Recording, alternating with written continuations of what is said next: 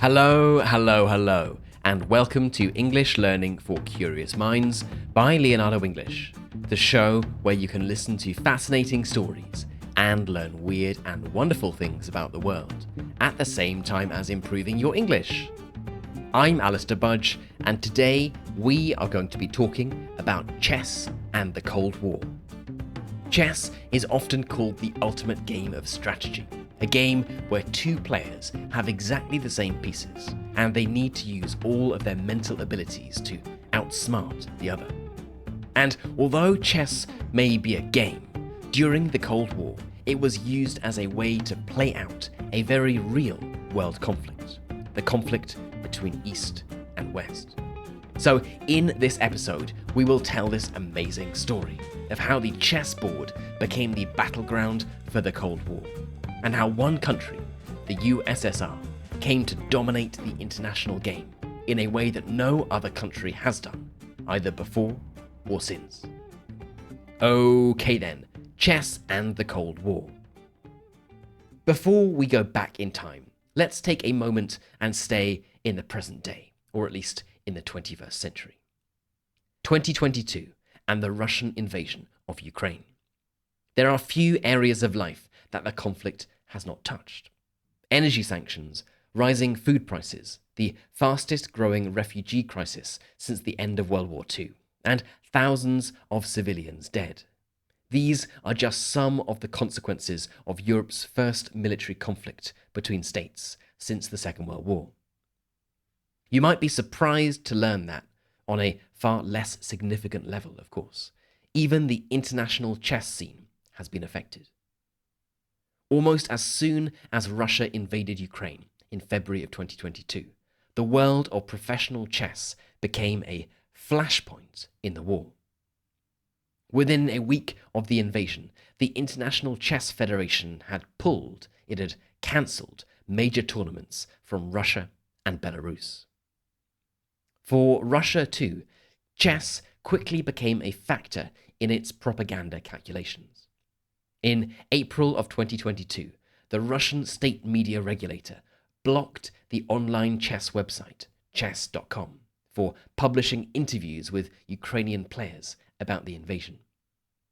Russia also faced pushback from its own chess champions, the pride and joy of a nation that won all but one World Chess Championship between 1948 and 1990. Many grandmasters left the country in protest. A grandmaster, by the way, is a prestigious title awarded by the International Chess Federation, and it's second only to the world champion title. So some grandmasters left. Other grandmasters who were abroad at the time chose not to return to Russia. Some who remained wrote an open letter to Putin criticizing the government's actions. Yet this isn't the first, nor the most dramatic, time that the game entered the geopolitical stage. In the 6 decades after the end of World War II, chess was caught up in the global standoff between the communist USSR and the capitalist United States, otherwise known as the Cold War. Back then, the game's international profile grew like never before. Chess's global popularity during this time owed to the fact that it became an arena of ideological and cultural competition between the two dominant powers. Because of the game's importance in showcasing national brilliance, many players became celebrities and heroes, both in their own nations and abroad. One of them was the Soviet player Anatoly Karpov, who was born in 1951. Being born right at the start of this global conflict, you could say Karpov was a Cold War baby. He would go on to become a Cold War star. He came from a poor family, but by the age of 15, he had become the world's youngest international chess master. Now he is regarded as one of the best chess players in history. Although he clearly had a brilliant mind, Karpov also enjoyed the full support of the Soviet state throughout his career. From the 1970s onwards, he actively collaborated with the KGB, the intelligence agency of the Soviet Union. And in return, the regime showered him, they covered him with privileges. So, how did a humble board game become so important that its players were seen as valuable intelligence assets in a global conflict? To answer this question, it's important to remind ourselves of what was actually happening during the Cold War, and why the 64 black and white squares of a board game became one of the places where the war was fought. In 1947, just 2 years after the end of history's deadliest war, the world was plunged into a new and altogether stranger conflict. Capitalist America and the communist USSR emerged as the sole unchallenged superpowers at the end of World War II. For the next 4 decades, these irreconcilable economic and political systems would fight for supremacy in the post-war world. With military and economic resources that dwarfed their nearest rivals, they quickly carved the world up between themselves. On the one side, America led the Western bloc of capitalist countries that stretched across Western Europe and much of the Middle East. On the other stood the USSR, which drew Eastern Europe, Cuba, and parts of Latin America into its orbit. International affairs suddenly became a black and white game. Smaller world players faced a stark choice: ally with either the capitalists or the communists, or else leave themselves exposed to the political ambitions of both. The two superpowers stockpiled ever more advanced weapons at a manic intensity. However, as we know, fortunately, they never engaged directly in battle. Because the slightest provocation risked a nuclear war to end all wars, mutually assured destruction, as it was called, tensions held out without an end in sight. Across the ideological divide, the superpowers watched each other's every move with hawk-eyed intent. Each watched the other very closely. This was a war of nerves where tensions bubbled away beneath the surface. Because they could not be resolved in the heat of battle, they resurfaced in the most unlikely of areas. Chess was one of them. In this rule-bound world, the most rule-governed of games reigned supreme.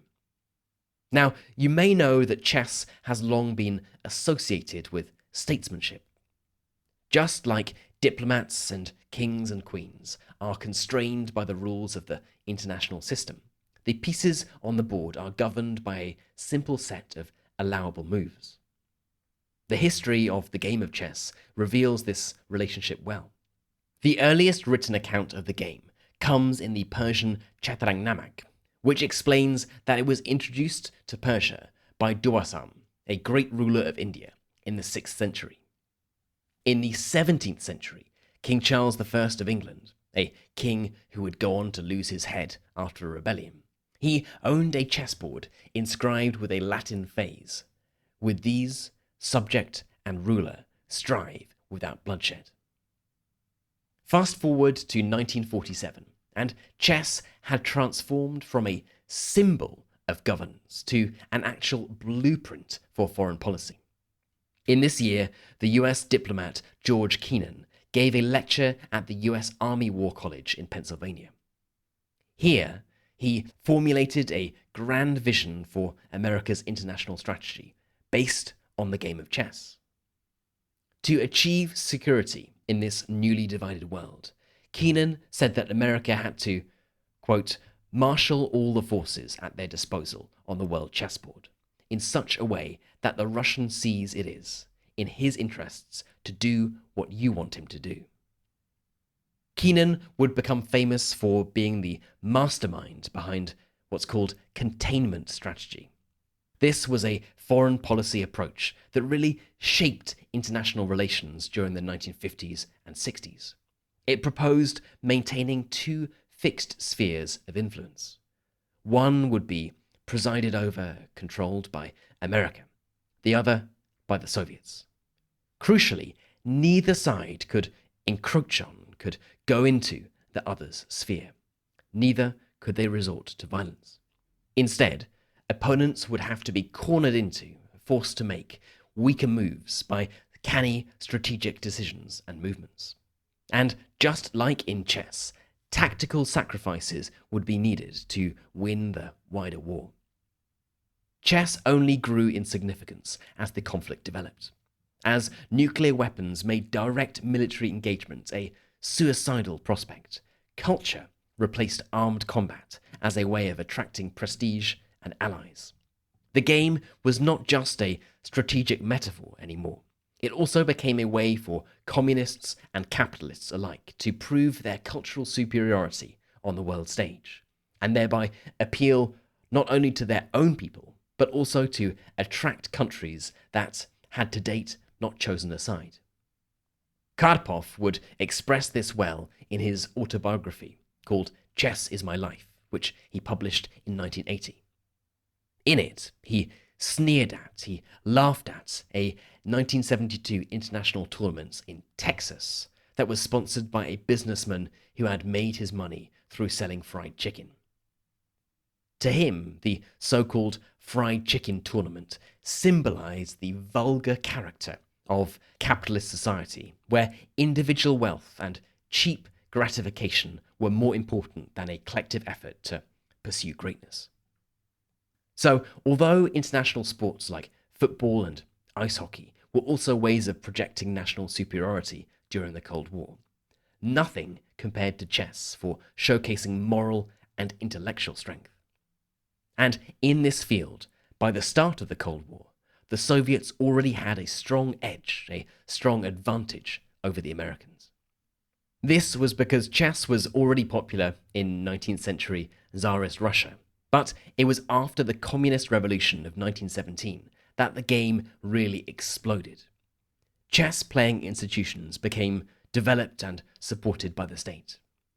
Joseph Stalin, the communist leader who came to power in 1922, was an enthusiastic supporter of these chess initiatives.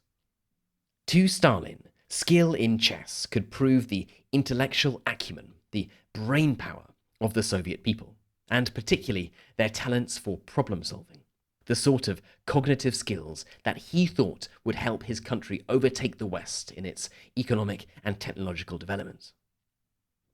One of the earliest people who lobbied the communist regime to back chess, to support chess, was a man called Nikolai Krylenko, a 1917 revolutionary who became a high-ranking Soviet politician. He sold the game to the party as an ideologically useful form of relaxation. It would encourage logic and reason among the masses, he said. This would discourage them from the religious ideas that were so hated by the communists. His appeals were successful. The government set up the All-Union Chess Section, a state body that organized mass chess events in workers' clubs and factories. The grandest of these was the All-Union Workers' Competition, which attracted tens of thousands of players from all across Soviet society. It began in 1924 and happened every year for the next 5 decades. 1925, however, was the real turning point for the game in the USSR. The government awarded a prize of 30,000 rubles for the world's first state-sponsored chess tournament, which was held in Moscow. The new tournament attracted the best Russian players and fueled the game's meteoric rise. Chess fever broke out, and the 1920s became a period where many later grandmasters first became hooked on the game. What is perhaps striking looking back on the Moscow tournament today is how open it was. Back then, international champions were invited to compete. This all changed after World War II, when relations between West and East grew more and more strained, more difficult. By the 1950s, the containment theory of international relations was in full force. The border between the communist East and the capitalist West became fixed. Suspicion reigned on both sides, and there was little opportunity for Soviet chess players to compete against their Western counterparts. Then, in the 1960s, both sides began to push for a more aggressive foreign policy. Containment was out, and a new strategy, known as rollback, was in. The USSR and America began actively trying to bring more countries into their orbit of influence, often by arming groups in small foreign nations to fight proxy wars on their behalf. Under these new conditions, chess became charged with political significance for the Soviet regime. And in the early 1960s, just when passive containment was abandoned in favor of active rollback, a new young contender emerged as Russia's next top chess player. Yes, you've already heard his name. It was our Cold War baby, Anatoly Karpov. After showing early promise, his rise as a chess player and public figure was carefully cultivated by the State Intelligence Services, the KGB. The KGB's influence ran right across Soviet society, and the chess scene was no exception. From the 1950s onwards, the KGB accompanied every major chess player to international tournaments. The US similarly saw chess tournaments as potential battlegrounds. Because foreign chess tournaments were one of the rare moments that people from the capitalist and communist blocs would meet and mix relatively freely, it was a prime opportunity for both sides to recruit spies. The KGB nurtured communist loyalists within the chess world in several ways. They gave a comfortable state stipend, a state salary for top players. For the best, they went even further. Boris Spassky, one of the greats of chess history and a world champion in the 1970s, was given access to luxurious resorts all around the USSR. Yet, Spassky had the sort of temperament that made the regime wary, that made it nervous.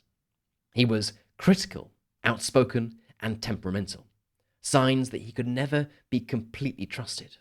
And, as we'll find out shortly, the Soviet authorities had reason to be wary. Another player who was a thorn in the side of the regime was Viktor Korchnoi. Like Spassky, Korchnoi was brilliant but nonconformist in character. As a result, he was closely watched for any sign that he may defect to the West. Anatoly Karpov, however, was a different story. First, he was a chess prodigy. In 1969, aged only 18, he was named as an international master, a rank just below world champion that is awarded for life by the International Chess Federation. Second, he was the perfect party representative.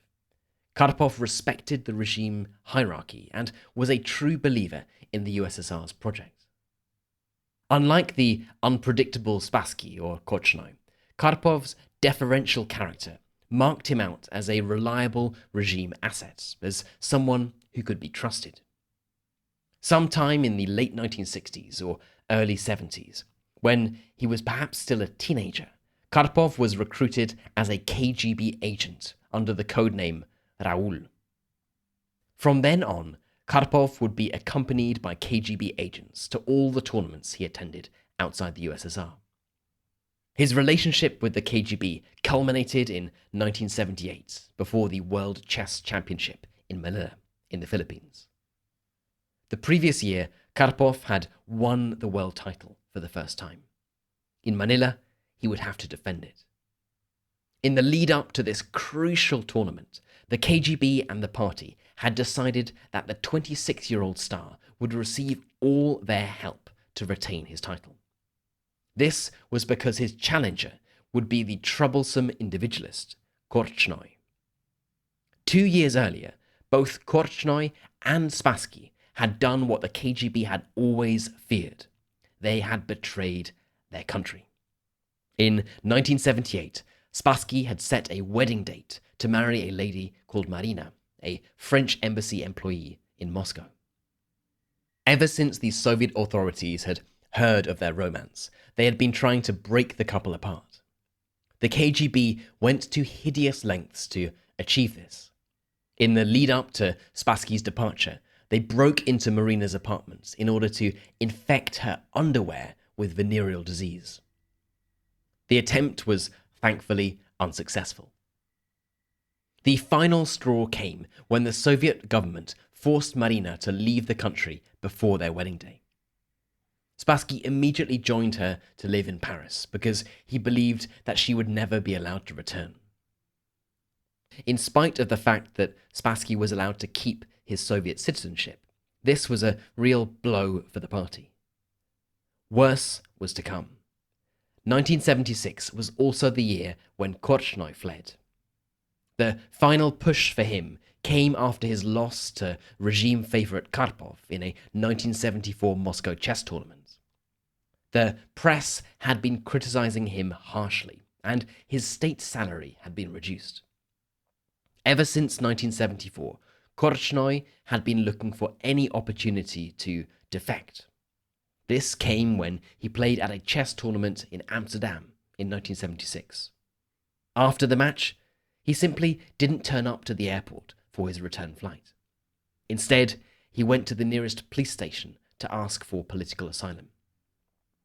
By 1978, before the Manilla World Tournament, he was a stateless resident in Switzerland. This is why it was paramount, it was extremely important for the USSR that their party loyalist, Karpov, should stay on top at the 1978 World Championship. For him to be beaten by a stateless defector and critic of the regime would be a huge propaganda blow for the country. Orders to support a Karpov victory at all costs originated from the leader of the USSR himself, Leonid Brezhnev, filtering down to the head of the KGB and then to the head of KGB's shadowy agency, the Fifth Directorate. To boost his chances, Karpov was sent to Manila with an entourage of 12 KGB personnel. Back in the USSR, the KGB had already imprisoned Korchnoi's son on spurious charges to put off his father before the match. The British Grandmaster, Michael Steen, would later say that the 1978 Manila tournament was the most bewildering and dirty championship match in the history of chess. Both sides resorted to outlandish measures, ridiculous and unbelievable lengths to give their players an advantage. The second game already gave indications that this would be no ordinary match.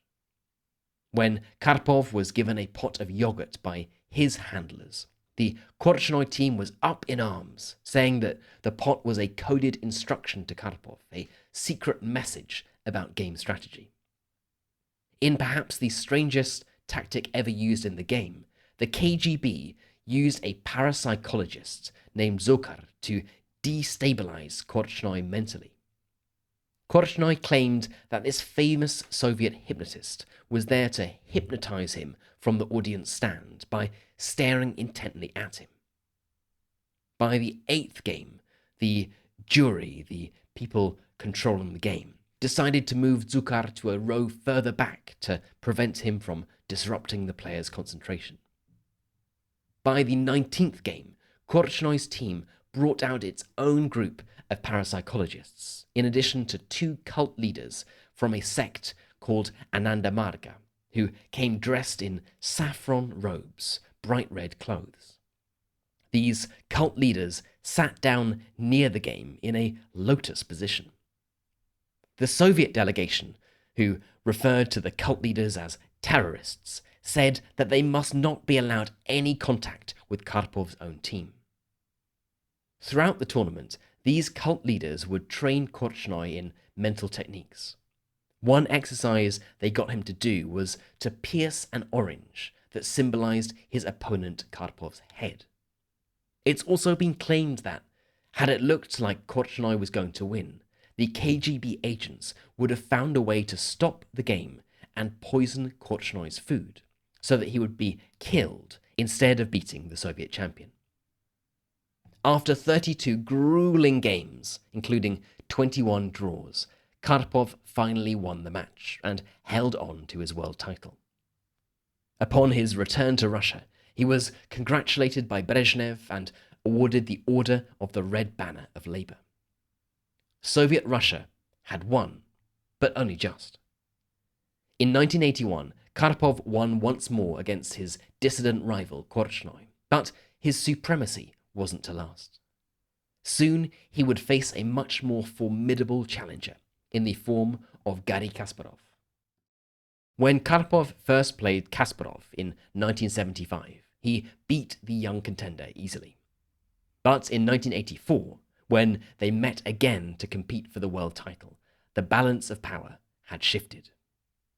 After losing the first 9 games, Kasparov recovered in spectacular style. He won for the very first time against Karpov, the former world champion and darling of the Soviet state. Like Korchnoi before him, the rebellious Kasparov was never fully trusted by the regime. Even as a teenager, Kasparov was very critical of communism. Yet, despite efforts by the party to hinder his career, to stop his career, Kasparov would become perhaps the greatest chess player of all time. Once the communist regime fell in 1989, he left the party, and in 2013, he left Russia altogether to escape political persecution. Since then, he has been a vocal champion of Western liberal democracy, and today he is one of the most famous and outspoken critics of Vladimir Putin. On the surface, chess provided huge propaganda victories for the Soviets. The country won all but one world championships from 1948 to 1990.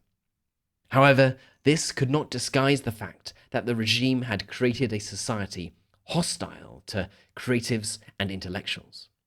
Many of the chess players who left did so because they felt managed by their government in a way that suffocated their talents. And what about the politics of chess in the present day? Since 2017, many foreign policy experts have argued that a new Cold War is beginning. This time, the Eastern powerhouses of China and Russia are challenging the Western might of America and Europe. And chess is still a powerful metaphor for conflict, a point of comparison used by commentators and chess players alike. In an eerily familiar echo of Cold War thinking, the anti-Putin chess grandmaster, Garry Kasparov, tweeted in April of 2022, "Putin's war on Ukraine is not chess, it's true. But it is black and white, good versus evil." Okay then, that is it for today's episode on chess and the Cold War. I hope it's been an interesting one and that you've learned something new. As always, I would love to know what you thought about this episode. Are you a chess player? What do you think causes this game, above almost every other, to be used as a metaphor for military conflict? For the Russian listeners out there, how are these chess players remembered in your country? I would love to know, so let's get this discussion started. You can head right into our community forum, which is at community.leonardoenglish.com, and get chatting away to other curious minds. You've been listening to English Learning for Curious Minds by Leonardo English. I'm Alistair Budge, you stay safe, and I'll catch you in the next episode.